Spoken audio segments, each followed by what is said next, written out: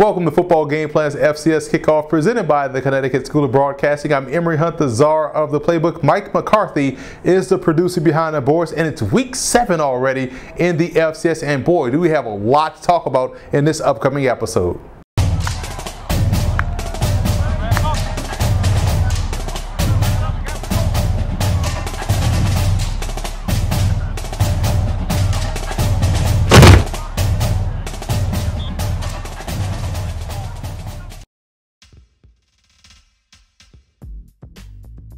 Let's take a look at some of the games on the Week 7 schedule that find themselves on our upset alert list.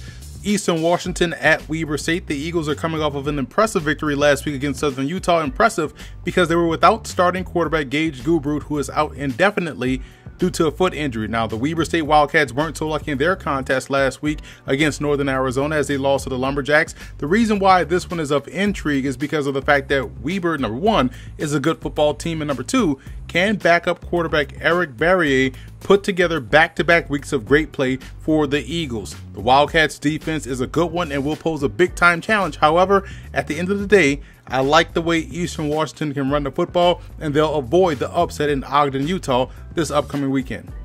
Another game that's on upset alert this week is between Youngstown State and the second-ranked Jackrabbits of South Dakota State. Now, you don't know what Penguins team will show up in this ball game. They've been playing without some key playmakers all season long, having lost some guys in preseason due to injury. Their saving grace is their ground game with running back Tevin McCaster. Will their defense be able to make plays consistently against Taryn Christian and that Jackrabbits offense? I think that's highly unlikely considering the way Jackrabbits QB Taryn Christian has played so far this season. So look for South Dakota State to win big against Youngstown State.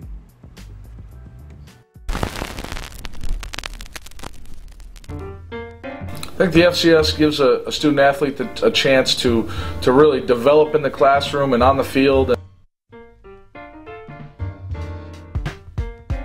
And I don't think there's anything that gets in the way of the development of the student athlete. You know, whereas in sometimes other conferences, other levels of play, I think there's some things that could sway a student athlete in a wrong direction here or there. But I think at the FCS level, I think it's all about the student athlete. I think it's all about his development in the classroom and also on the playing field. And it really it keeps your values and your goals right in front of you.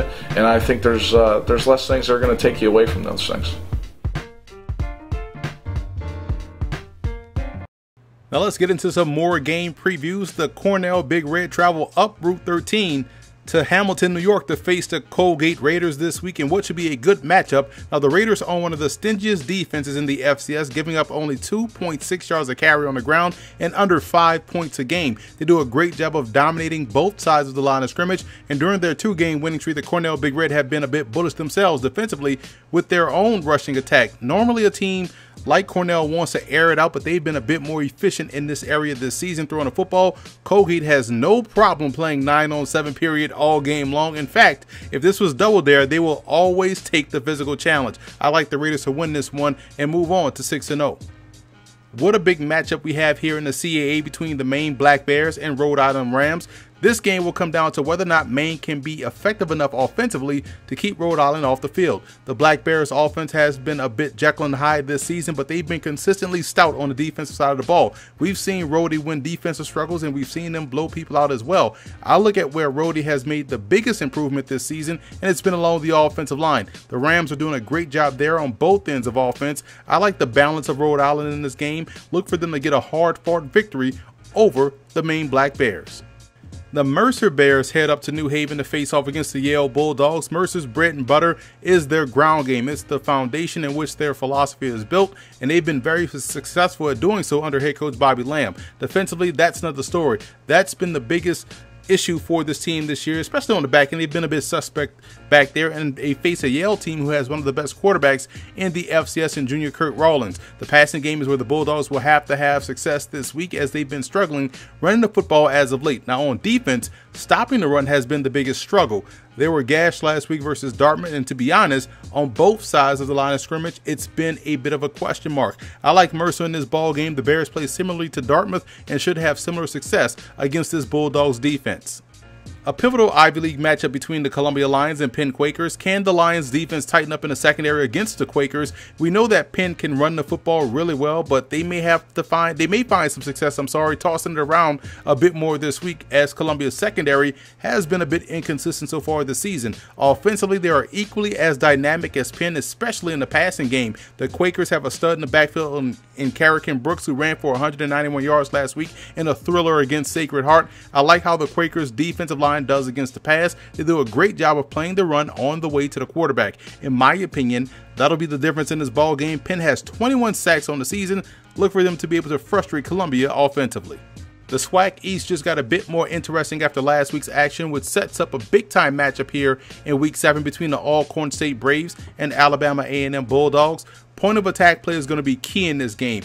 Alcorn is outstanding along both sides of the line of scrimmage, so Alabama A&M will have to play on the opposite side of the line of scrimmage on defense and win at the point of attack on offense to give quarterback Akil Glass time in the pocket. Despite their ridiculous rushing numbers, the Braves' inability to hit passes when it counted was their ultimate undoing last week in a 5-overtime thriller against Alabama State. That's an area where they have to become much more consistent, and if the Bulldogs can maximize their offensive series, it'll put Alcorn State at a disadvantage. Quietly, the Bulldogs have tremendous balance on offense and are opportunistic defensively. I like Alabama A&M in this ball game. They will make things even more interesting in the SWAC after this one. We're slowly approaching the midway point in the FCS season, and it's never too early to talk NFL draft. And like we always do around this time, in this video, we're going to break down some of the top NFL draft prospects you want to keep an eye on this upcoming weekend. When you watch Malcolm Summers run the football, you immediately think of former Vanderbilt Commodore running back Zach Stacy. Summers is compactly built and has very good shiftiness and quickness to dart in and out of lanes to pick up positive yards for the Elon Phoenix.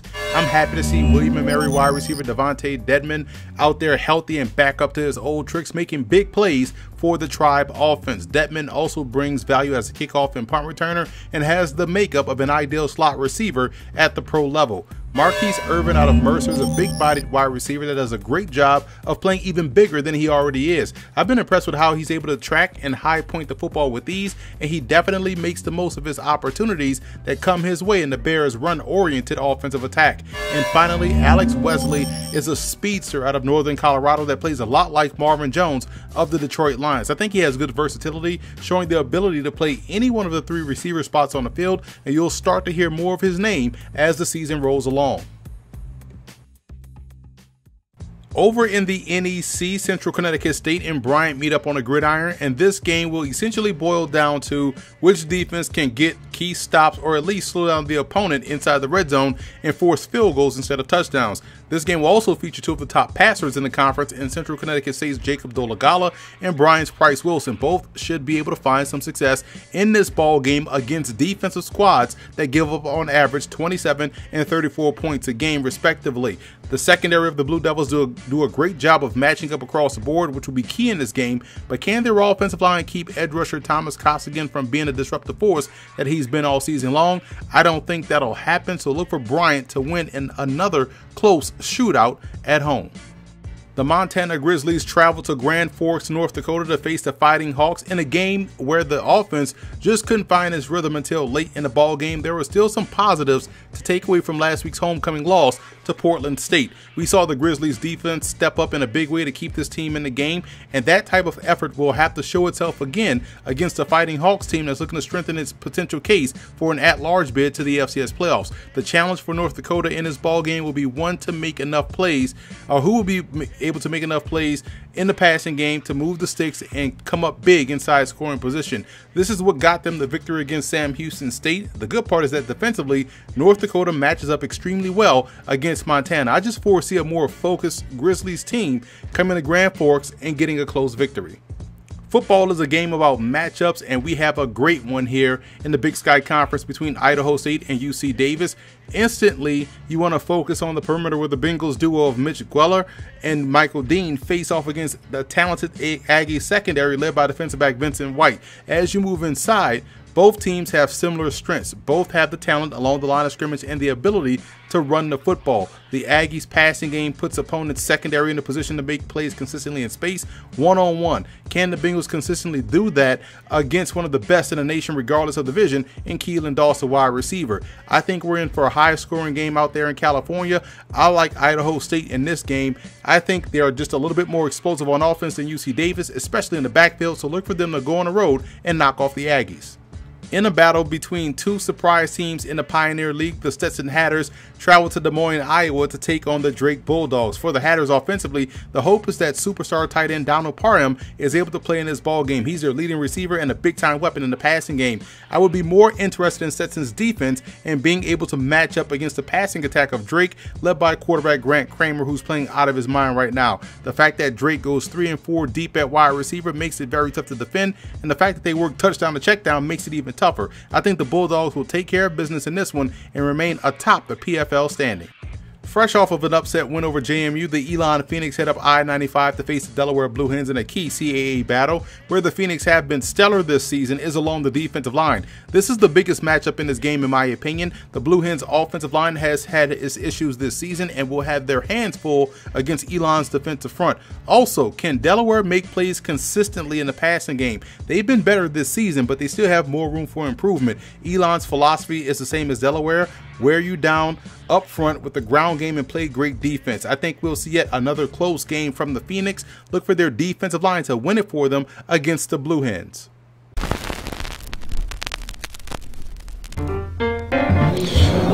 Man, you know, it's that old thing, you know, perseverance, consistency, hard work, you know what I mean? My goal is to put the same work into, you know, my businesses, my family that I put into football, you know, and I've been running with that mantra since I got married back in '97, you know, that if I'm going to have a successful marriage, I got to, you know, the same hard work and same consistency and discipline I had on the football field, I got to put in my marriage and with my kids and with my businesses and all that. So it teaches you a lot, man. You know, how to deal with your fellow man and not look at his color, but look at, you know, what he can do for the overall good of what you're trying to accomplish, you know. So, you know, sports to me in general is just an incredible deal when you talk about football specifically because of the closeness of guys. I just believe it's an amazing sport.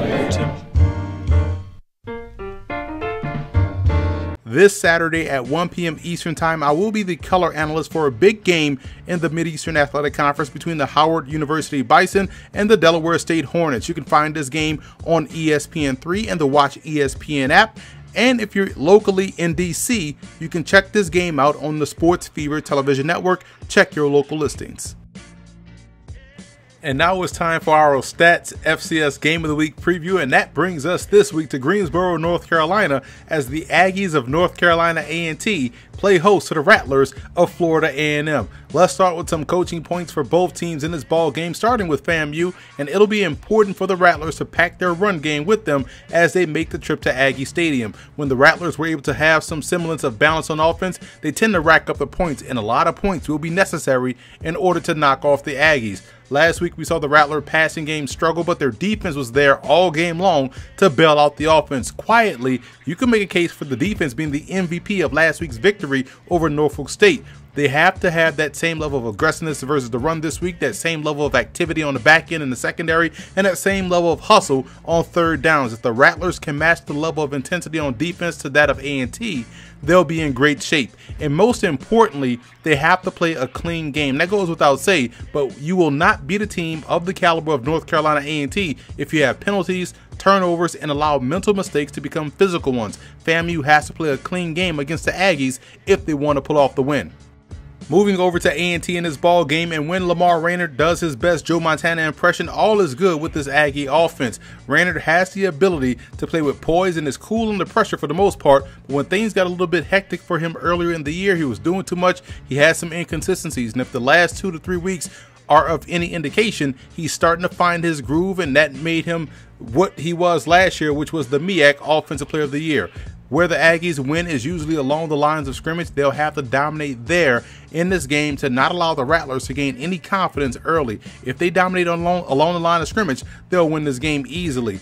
And the play doesn't care who makes it, it just wants to be made. And when there are plays there to be made in this ball game against Florida A&M, the Aggies will have to make them. Otherwise, they'll give a young team confidence, and you can find yourself in another situation like they were in a few weeks ago against Morgan State. Quarterback Ryan Stanley is the biggest X factor in this game for Florida A&M. He was not his best last week against Norfolk State, and this is the perfect opportunity to introduce himself to the rest of the nation by having a standout performance and leading his team to victory. If Stanley brings his A game, the Rattlers will definitely do that in this matchup. For A&T, Marquell Cartwright is the straw that stirs his drink for the Aggies offense. When he gets going, they're virtually impossible to beat. Cartwright is a game breaker, and it wouldn't surprise me to see him get the ball at least 25 to 30 times in this contest. I actually think Florida A&M pulls off the shocker this week. FAMU has been building confidence since that Troy game and has looked like a much better team since. What we saw last week was a team that found a way to win without playing their best ball, so expect both sides of the ball to bring their A game to Greensboro and walk away with a big-time victory over the 10th ranked Aggies. So that's it for this episode of the FCS Kickoff. Be sure to follow us on all of our social media accounts, and be sure to check out and subscribe on iTunes to Football Game Plan Podcast, where you can find Dave Hashagen and myself's FCS Opening Drive Podcast, and always subscribe to our YouTube channel, the Football Game Plan Network, located at youtube.com/footballgameplan.